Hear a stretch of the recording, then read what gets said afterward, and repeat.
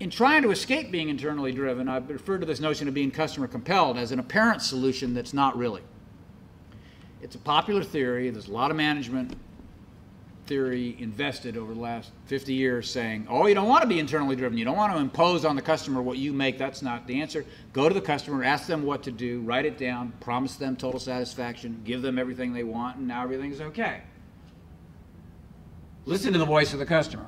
Guarantee total satisfaction.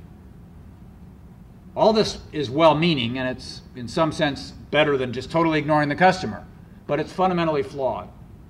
First off, when you go to customers and ask them to talk to you about what they want, they'll talk about your products to the extent that they understand the product and what they want from the product, rather than naturally walking through the experiences they have today and how those experiences could in fact be better.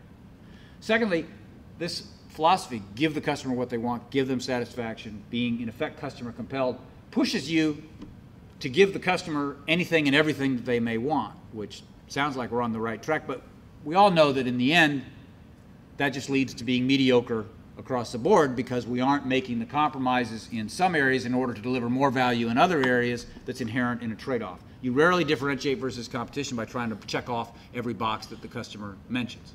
And finally, customers don't know what experiences they would potentially value.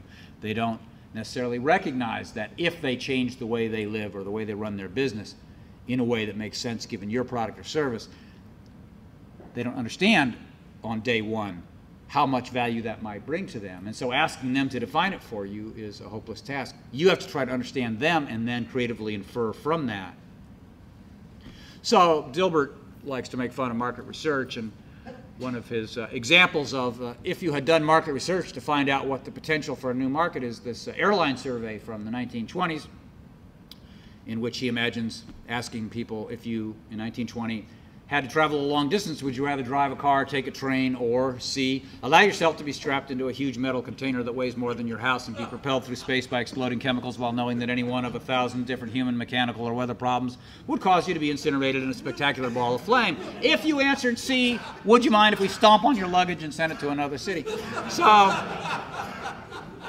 Dilbert's point is you might not project a very large industry out of this. On the other hand, maybe they should have done this survey and never launched the industry because it still hasn't made any money. But on the other hand, asking customers if you would like to fly in an airplane is not an intelligent question before they have any way of understanding what that really means.